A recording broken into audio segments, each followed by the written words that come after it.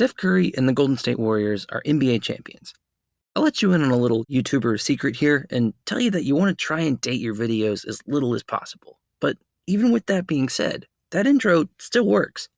This could be 2015, 2017, 2018, or 2022, and it would still be true, because these guys just keep finding ways to win titles. I already did a video a while back on how the core of this Warriors team was put together, which you should totally go watch, because I think it's pretty good. But their most recent title, or at least the most recent one at the time of recording this video, because let's be real, it's completely possible that they could win another one, the title they won in 2022 really got me thinking. At this point, these Warriors are undoubtedly one of the greatest teams in the history of the NBA, and their best player and leader belongs in that conversation too. In my opinion, dynasties like this should not be possible. And yet, not only are they possible, but they're thriving. Even with more moving parts and obstacles than ever before, teams are still finding the formula for sustained dominance. Before the Warriors took over the NBA, the Spurs were the class of the league, winning 4 titles in 9 seasons and then adding another one just for the heck of it in 2014. In baseball, the Giants won 3 World Series in 5 seasons, behind low-key superstars like Buster Posey, Madison Bumgarner, but only in even number years for some reason. We don't talk a ton about hockey on this channel, which makes me sad because I do think it's a really cool sport. But regardless, the Blackhawks and Penguins both won 3 Stanley Cups inside of a decade, and the Lightning look like they've got a shot at doing the same, whether it's in 2022 or beyond. And finally, the ultimate example is from the number 1 sport in the country. In a league where who's good and who isn't changes literally all the time, the New England Patriots basically redefined what it meant to be a successful NFL franchise. Despite pretty much all of these leagues being designed for parity, not only is it still possible for a team to dominate for a significant period of time, but I think I would argue that it's more normal than not at this point. So what gives? I think there are a couple of factors at the heart of this issue. First, paradoxically, while things like salary caps in the draft can create parity, they also mean that once a team makes a decision, they're pretty much stuck with it for a while. It can take years for rosters to turn over, which means that if a team has figured out the secret sauce, it can be the dominant force for as long as it takes for those other teams to get on their level. But the other common denominator here is that in all of the examples I just listed, the players at the top of the roster, what we typically refer to as the core of the team, stayed the same pretty much the entire time. Many pieces moved around guys like Sidney Crosby and Evgeny Malkin, but for the most part, they've been there since the beginning. At the heart of great teams are great players. And I'm sorry, individual sports, but you guys are kind of going to get the shaft in this one. But I don't think you can just ignore the fact that there are players who continue to be great and win things even as the rosters around them are constantly changing. And Steph Curry is definitely one of those cornerstone type guys, and one of the best teams we've ever seen. It's going to be a long time before we see anything like him again. But psychologically speaking, what makes players like Steph Curry so great? Is there something special going on in their brains, or are they just better? To start off with, let's address the biological elephant in the room. It's not normal for someone to still be winning Super Bowls into their 40s. Not every player has to have a dad that also played professional sports, but it certainly helps. One of the first and most common arguments you'll hear is that players like Tom Brady and Steph Curry are just genetically predisposed to being great. And that is at least partially true, especially in basketball. A study by the Wall Street Journal in 2016 found that nearly half of all NBA players were related to someone who'd played sports at an elite level. And studies over the years have shown significant rates of heritability, or the degree to which a specific attribute can be traced to your genes, in performance traits like coordination, muscle strength, power output, hormonal response, and VO2 max. There's a reason that this year's Warriors team featured not 1, not 2, not 3, but 4 different players whose dads also played in the NBA, including Steph. To be an elite athlete, you have to have the capacity to perform at an elite level, especially for the amount of time that we're talking about. And a lot of that comes down to genetic factors. But as much as genetics get talked about, they're far from the only factor, or even the only biological one in someone being great. See, here's the thing about your brain. It's really good at figuring stuff out and adapting. And over time, it will actually divert resources to the parts of it that are associated with certain tasks. For instance, a study in 2013 found that elite athletes showed more development in the part of the brain known as the superior temporal sulcus, which is this groove-looking thing right over here.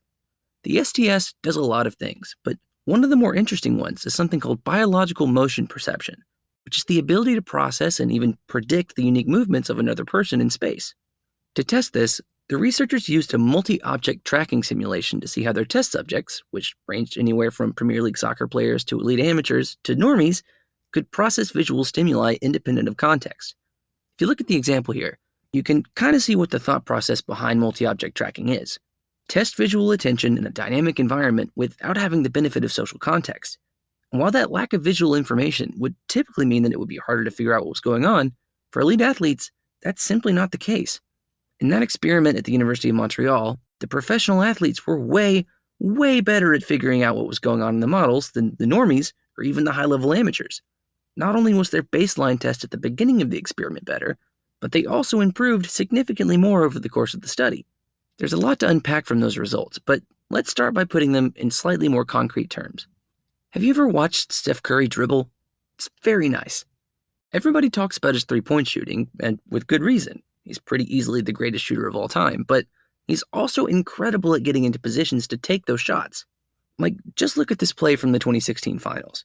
LeBron is draped all over him, and Kevin Love, who is half a foot taller than Steph, is just hanging out around the rim. But despite all of that, Steph still sees and finds a way through. The speed at which he can process, interpret, and act on visual information is genuinely incredible. That's all possible because of that biological motion perception idea. To use another example, we've all seen him do that thing where he celebrates a shot before it goes in. But how does he know when that's going to happen? You might look at that and think, well, he's made over 3,000 three-pointers in his career. He probably just knows what it feels like. But how does he know that? I would argue that it's because his brain is just a few steps ahead of everyone else's. Aside from his obvious skill with the ball in his hands, one of the things that sets Steph apart is that he literally sees the game differently from other people. But that's not the only way that brains of top-level athletes like Steph are different. Your five senses are obviously pretty important when you're playing sports, but processing sensory information is far from the only way that we interact with the world around us. Our personalities are also a huge part of how we navigate situations, including playing sports, even individual ones. See, golfers, I didn't completely forget about you. I probably don't need to tell you this, but professional athletes have different personalities than we do.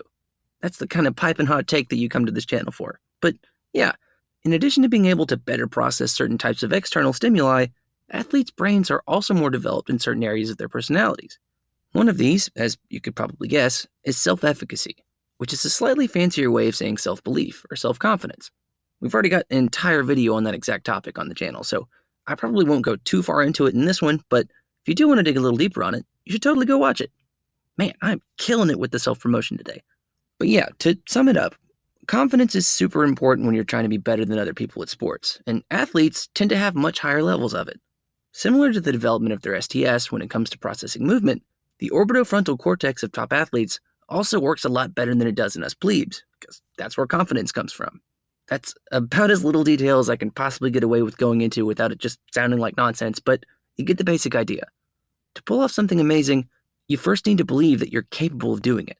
But to explain the second main difference in the personalities of top athletes, we're going to need to take a trip to the ocean. In a canoe, because it's an acronym that uses the exact same letters. In the 1980s, psychologists named Robert McCrae and Paul Costa developed a personality matrix called the five-factor model, or as it's more commonly known, the Big Five. As the name suggests, there are five main dimensions to someone's personality: openness to experience, conscientiousness, extroversion, agreeableness, and neuroticism. Not much of that is going to be particularly important unless you want to pursue a degree in psychology, which might one day get you literally dozens of views on YouTube, but that first one is pretty relevant to what we're talking about. Or the fourth one, depending on which acronym you use, but whatever.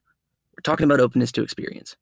In 2021, a study out of Serbia found two key personality dimensions that distinguished athletes from non-athletes: emotionality, which is exactly what it sounds like, and something called openness to experience, which is slightly more complicated.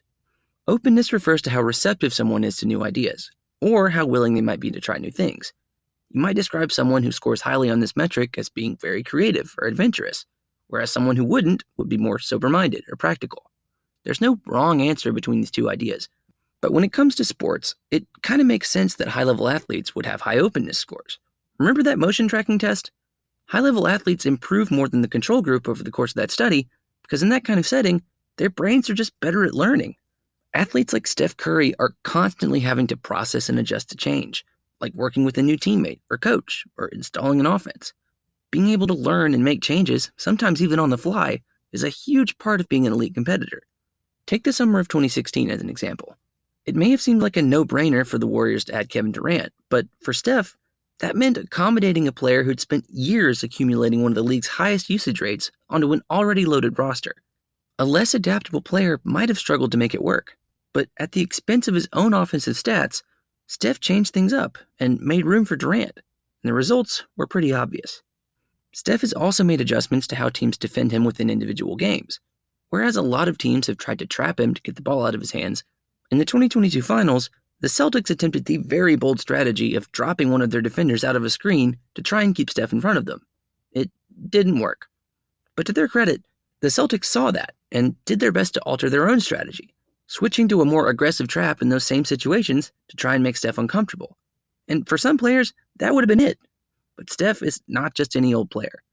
He and the Warriors found ways around what the Celtics were trying to do, like this rescreen with Otto Porter, or the incredible effort he shows to get into the corner for this one. Like, seriously, how do you stop that? Not only does Steph's vision allow him to see the game in a way that others can't, but his creativity and willingness to adapt create the opportunity for him to find solutions that others won't. Either way, you're dealing with someone who's just better than you, because there's always the chance that he just drops one of these in your face. No matter how you want to measure it, Steph Curry is one of the greatest players of all time. You like counting stats and accolades? Great. Here are just a few for you. Steph has 4 rings, 4 first-team All-NBAs, 2 MVPs, and just a whole bunch of other stuff. You like advanced stats? Wonderful. Steph is top 30 all-time and 5th among active players in both VORP, which stands for Value Over Replacement Player, and offensive win shares, which is basically just a nerdy way of saying that he is very, very good at basketball. It's not really an argument anymore over whether or not Steph Curry is great, because at this point, the numbers and the eye test both say that he's entered the inner circle of NBA Hall of Famers. Why he's so great seems like a much more interesting discussion, but there again, it's not as simple as it might seem. Stephen Curry is very athletic, but there are absolutely NBA players who are more so. He is incredibly highly skilled, but there are better dribblers and passers out there. Not better shooters, though. He's the best at that, and it's really not even close. I'm definitely biased in saying this, but to me, what sets Steph Curry and other dominant championship-winning athletes like him apart is what's going on between their ears. Being able to process information faster than anyone else and adapt to change better than anyone else brings all that physical stuff out in a way that puts you in a position to win. And that remains the case no matter what sport we're talking about. There will be many players who are just as or even more talented than him, but there will only ever be one Steph Curry, because no one will ever be able to match what's going on in that beautiful brain.